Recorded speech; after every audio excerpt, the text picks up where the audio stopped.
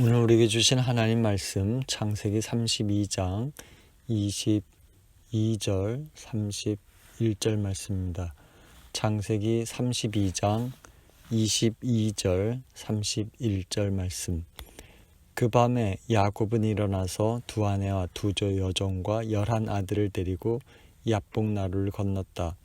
야곱은 이렇게 식구들을 인도하여 개울을 건너보내고 자기에게 딸린 모든 소유도 건너보내고 난 다음에 뒤에 홀로 남았는데 어떤 이가 나타나 야곱을 붙잡고 동이 틀 때까지 씨름을 하였다. 그는 도저히 야곱을 이길 수 없다는 것을 알고서 야곱의 엉덩이 뼈를 쳤다. 야곱은 그와 씨름을 하다가 엉덩이 뼈를 다쳤다. 그가 날이 새려고 하니 놓아달라고 하였지만 야곱은 자기에게 축복해 주지 않으면 보내지 않겠다고 떼를 썼다. 그가 야곱에게 물었다. 너 이름이 무엇이냐? 야곱이 대답하였다. 야곱입니다. 그 사람이 말하였다. 너가 하나님과도 겨루어 이겼고 사람과도 겨루어 이겼으니 이제 너의 이름은 야곱이 아니라 이스라엘이다. 야곱이 말하였다. 당신의 이름이 무엇인지 가르쳐 주십시오. 그러나 그는 어찌하여 나의 이름을 묻느냐 하면서 그 자리에서 야곱에게 축복하여 주었다. 야곱은 내가 하나님의 얼굴을 직접 뵙고도 목숨이 이렇게 붙어 있구나 하면서 그곳 이름을 브니엘이라고 하였다. 그가 브니엘을 지날 때 해가 솟아올라서 그를 비추었다. 그는 엉덩이 뼈가 어긋났으므로 쩔뚝거리며 걸었다. 아멘. 신앙생활 하면서 말이죠. 우리는 때로 그 신비한 일을 보거나 듣죠. 또 기도 응답을 체험하기도 합니다. 이런 경험들을 통해서 우리 믿음이 자라고 굳건해집니다. 그런데 이런 경험들 때문에요. 우리 신앙생활의 모습이 옛날 곧 우리보다 먼저 믿음을 가졌던 그런 모범적인 신앙인들이나 아니면 성경에 나왔던 믿음의 사람들이 보여준 신앙의 모습으로 당장 그렇게 성숙되고 변화되는 것은 아니지요. 사실 믿음으로 살아가면 갈수록 우리 믿음이 점점 자라야 되는 것은 맞습니다. 그런데요, 이게 생각만큼 실제로 그렇게 쑥쑥 자라거나 성숙하기는 힘듭니다. 이걸 잘 보여주는 믿음의 사람이 야곱이지요. 야곱은 믿는 집안에서 태어났습니다. 이른바 모태 신앙인이지요. 그 믿는 부모 밑에서 야곱은 어릴 때부터 하나님을 섬기는 법을 보고 배웠습니다. 하지만 하나님을 만난 경험은 손에 꼽지요. 야곱이 처음 하나님을 만났을 때는 아버지 이삭을 속이고 형 에서가 받을 축복을 가로챈 것 때문에 집을 떠나 하란에 거주하는 그 외삼촌 라반 집으로 향해 가던 중 베델 들판에서 잠을 잘 때였잖아요. 자기가 받아야 할 장자의 축복을 동생 야곱에게 빼앗긴 에서는 화가 나서 견딜 수가 없었습니다. 사실 세상에 어떤 형이 동생 야곱 같은 사람을 용서할 수 있겠어요? 없지요. 이 형 에서도 마찬가지였지요. 아버지 이삭 때문에 겨우 분노를 참고 있었지만 이게 언제 터질지 아무도 몰랐습니다. 그래서 어머니 리브가는 야곱을 외삼촌 라반 집으로 피신시킨 것이죠. 그래서 밤중에 몰래 집을 떠난 야곱이 그 하란 외삼촌 집을 향해 가다 지쳐 쓰러져 잠든 곳이 어디냐면 바로 베델 들판이었는데요. 그 밤에 야곱은 하나님의 신비를 경험하게 되죠. 사실 야곱이 그날 밤에 자신이 하나님을 만나게 될 거라고는 상상도 못했죠.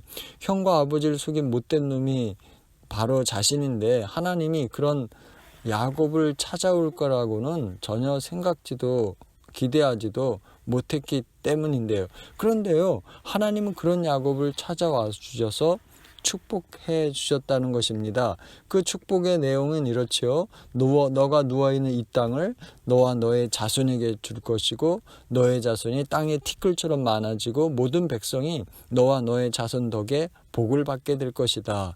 내가 너와 함께해서 어디로 가든지 지켜주며 다시 이 땅으로 데려오겠다. 세 가지로 요약되죠. 그것은 땅을 줄 것이고 큰 민족이 되게 하겠고 또 함께 하겠다는 것입니다. 생각해 보십시오. 이제 집을 떠나서 나그네로 살아야 되는 그 야곱을 지켜주겠고 함께 있겠다는 거 하신 말씀처럼 좋은 복이 어디 있겠습니까? 야곱이 지금 자기 집안 식구들과 함께 하란으로 이사가는 길이 아니었잖아요. 집을 떠나 전혀 모르는 곳으로 이사 간다는 것은 옛날뿐만 아니라 지금도 모험이잖아요. 가족 전체가 이 미국 땅에 이민 와도 이 이민살이가 만만하지 않습니다. 그런데 야곱은요, 지금 의지할 부모나 형제도 없고 함께 가는 그런 길동무도 없이 오직 혼자였어요.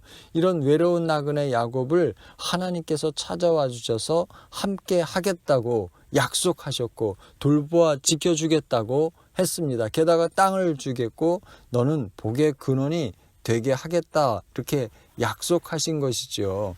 이게 얼마나 큰 축복입니까? 이런 말씀을 들은 야곱이 기뻐서요, 그 자리에 제단을 쌓고 하나님이 자신과 함께하며 양식을 주시고 또 무사히 집에 돌아가도록 자신을 돌보아 주신다면 자기가 이곳에 하나님의 집을 세우겠느라고 서원을 하죠. 또 할아버지 아브라함이 그랬던 것처럼 자기에게 속한 모든 것이 하나님께로부터 왔다는 그 믿음의 고백으로 11조를 하나님께 드리겠다고 서원합니다. 이렇게 놀라운 신비를 경험하고요, 외삼촌 라반 집으로 야곱이 들어갔잖아요. 그런데 이게 웬일입니까? 거기서 편히 지낼 줄 여겼는데 외삼촌 라반에게 엄청난 고통을 겪기 시작합니다. 원래 야곱이요, 계산이 빠른 데다 자기가 원하는 것이면 수단과 방법을 가리지 않고 갔던 그런 사람이었잖아요. 그런데 이런 야곱을 등쳐먹은 게 바로 외삼촌 라반이죠. 라반은요, 둘째 딸 라헬이 마음에 드니까 결혼시켜주면 7년을 무보수로 일하겠다는 그 야곱의 청을요, 들어주는 척하면서 정작 혼인하던 그날 밤 신방에 라헬 대신 언니 레아를 들여보내죠.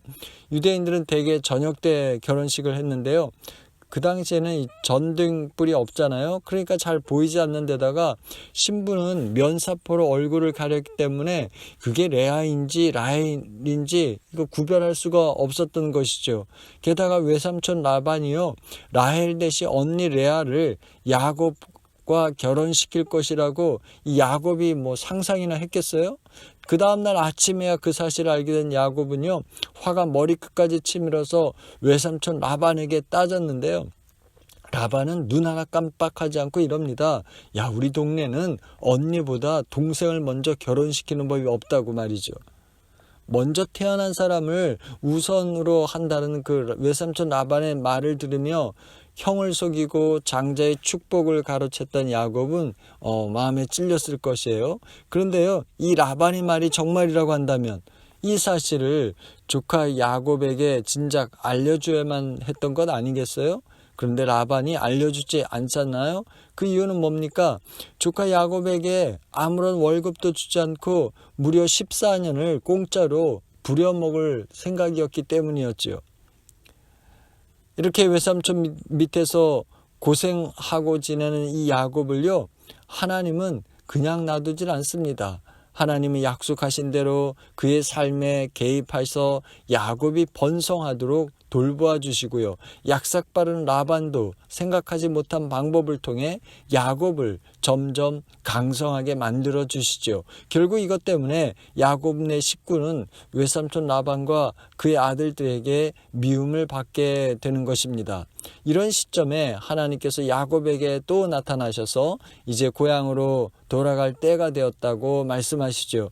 그래서 야곱이요, 이 하란 외삼촌 라반의 울타리를 떠나 자기 고향으로 출발했고 이제 오늘 말씀처럼 야복강에 머물게 된 것이죠. 이 강만 넘으면 고향입니다. 하지만 야곱은 형 에서가 두려웠지요.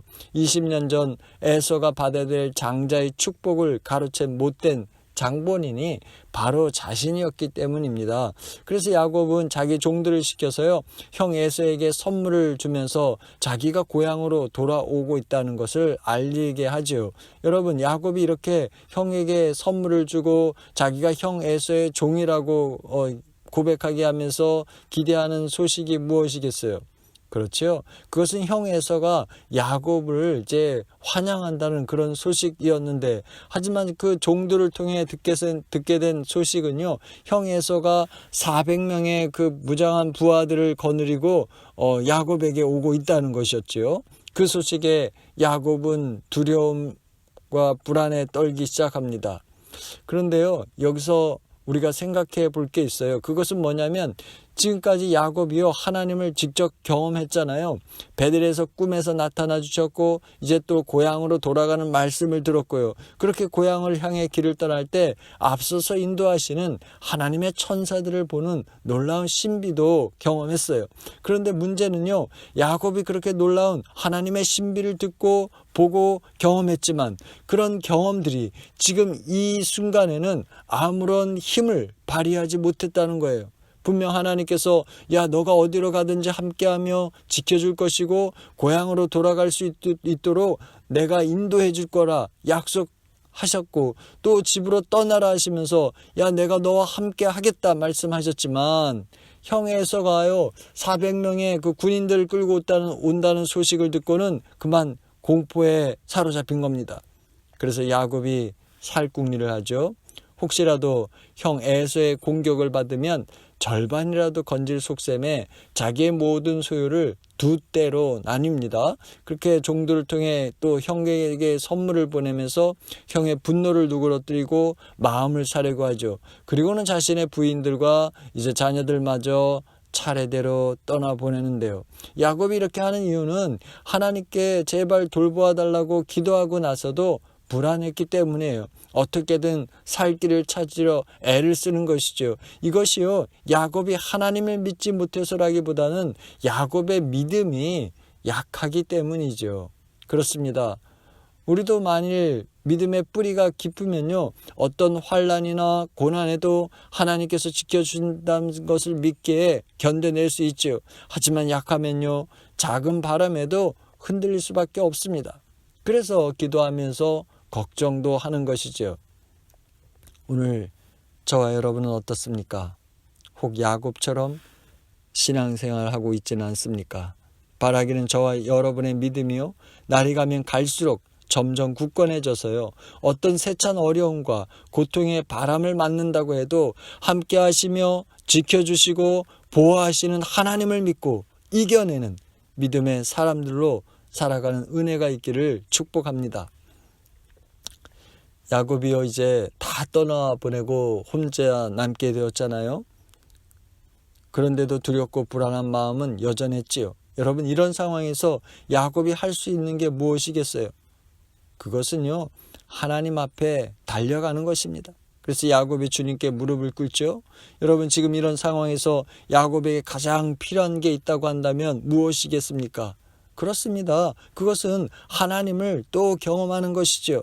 하나님께서 약속하신 그 옛날의 축복이 가짜가 아니라 진짜라고 하는 확증이 필요했던 것이죠. 그래서 야곱은 주님께 매달렸습니다. 오늘 우리는 어떻습니까? 우리가 언제 하나님을 찾게 됩니까? 그것은요 평안할 때보다는 힘들고 어려울 때지요.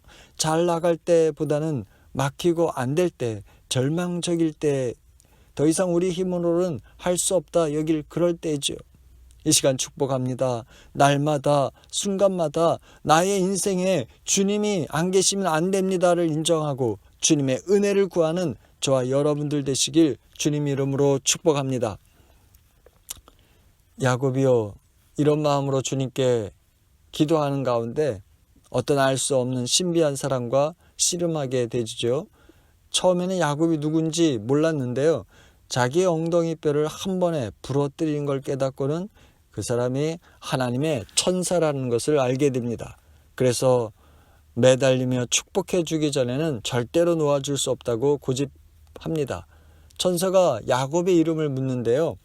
20년 전 그 아버지 이삭이 너가 누구냐 물었을 때 야곱은 자기를 누구라고 말합니까? 제가 에서라고 말했지요. 그런데 이번에는 자기가 누구인지 이렇게 말하죠. 제가 야곱이라고요.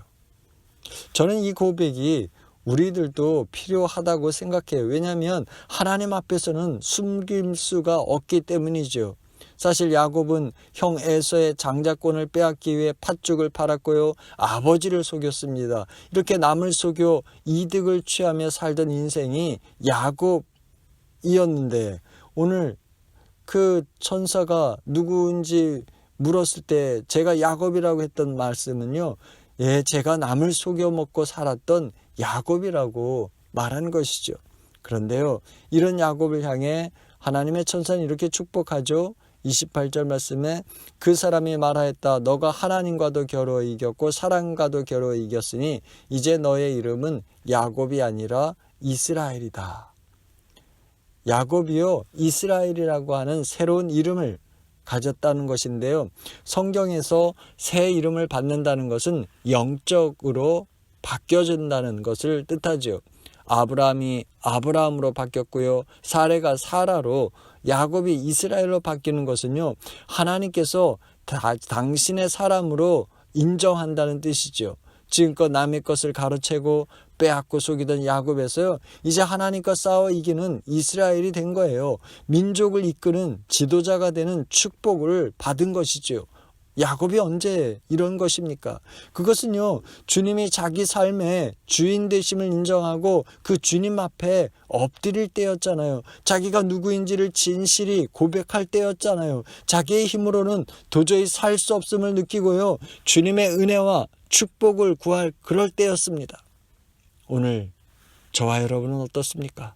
여러분, 우리가 주님 앞에 내가 어떤 사람인지 진실하게 고백하고 있습니까? 요한일서 1장 9절은 이렇게 말합니다. 우리가 우리 죄를 자백하면 하나님은 신실하시고 의로우신 분이셔서 우리의 죄를 용서하시고 모든 불의에서 우리를 깨끗하게 해주실 것입니다. 우리도 야곱처럼 주님 앞에 나아가 고백하는 은혜가 있어야 하겠습니다. 야곱이 비록 하나님을 체험을 하고는요, 엉덩이 뼈가 부러져서 평생 장애인으로 살게 되었지만 야곱은 오히려 그걸 영광의 상처로 여깁니다. 그 이유는요, 자기 삶에 주님의 개입하심을 경험했기 때문이고요. 그 일 때문에 이제 이전과는 다른 삶을 살 수 있었기 때문이죠. 그래서 야곱은 그때부터 자기의 모든 삶에 주님의 돌보심이 있음을 깨닫게 되었고요. 나이가 들면 들수록 점점 하나님을 인정하고 하나님께 맡기며 살게 되었던 것입니다. 이 대목에서 오늘 우리들 되돌아보십시다. 지금껏 내 신앙의 모습은 어떠했는지요? 하나님을 믿으면서도 어떤 때는 하나님과 아무런 상관없이 지내지는 않았는지요? 아니면 어떤 어려움에도 하나님을 믿고 살아가는 그런 신앙생활이었는지요? 바라기는 시간이 가면 갈수록요, 이 된장 맛이 향이 좋아지고 맛이 좋아지는 것처럼 우리 믿음의 맛과 향을 더욱 드러내는 성숙한 신앙인들이 되시길 축복합니다. 그렇습니다. 야곱이 보여준 것처럼요, 우리도 단 한 번의 영적 체험을 통해 온전한 신앙인이 되는 것은 아닙니다. 그러니 우리가 예전과는 다른 영적 변화와 성숙한 신앙을 우리의 목표로 삼고요, 지금 내 신앙이 변화해야 할 것들이 무엇인지를 생각하며 나는 어떤 믿음의 사람이 되길 소망한다며 주님께 기도드려야 하겠습니다. 그래서 우리 삶에 오늘도 역사하셔서 우리를 당신의 사람으로 빚어주시며 믿음의 사람으로 서서히 변화시켜 주시는 그 주님의 손길을 경험하며 살아가야 하겠습니다. 그렇게 주님이 돌보아 주시는 은혜의 손길로 매일매일 조금씩 주님의 사람이 되어가는 것을 깨달으며 살아가는 저와 여러분의 삶이 되시길 주님 이름으로 축복합니다. 주님, 야곱처럼 때로 믿음으로 살다가 힘들고 어려운 일 만나면 실망해서 절망해서 다시 인간적 방법과 수단으로 살아가는 것이 저희들이었음을 고백합니다. 간절히 빌기는 저희 믿음도 시간이 가면 갈수록 자라길 소원합니다. 거룩하게 자라길 원합니다. 주님, 저희를 다스려 주옵소서. 저희 삶에 주님의 손길이 필요합니다. 주님의 은혜가 필요합니다. 주님의 사람으로 세워주시고 믿음의 사람으로 변화시켜 주시는 주님 손길을 경험하며 살아갈 수 있도록 복의 복을 내려 주옵소서. 주님, 코비드-19이 온 세상을 뒤덮고 있습니다. 주님 불쌍히 여기시고 주님의 은혜로 치료하여 주옵소서. 주님의 손길로 치유하여 주옵소서. 우리 주 예수 그리스도의 이름으로 기도합니다. 지금은 우리 주 예수 그리스도의 은혜와 하나님의 사랑하심과 성령의 인도하심이 오늘 예배를 드리며 믿음의 길을 가는 동안 주님의 손길을 경험하고 시간이 가면 갈수록 믿음의 사람으로 성장하며 살아가겠노라 결단한 성도들 머리 위에, 저희 가정과 자녀들 위에, 기업과 학업 위에 영원히 함께하길 간절히 축원합니다. 아멘.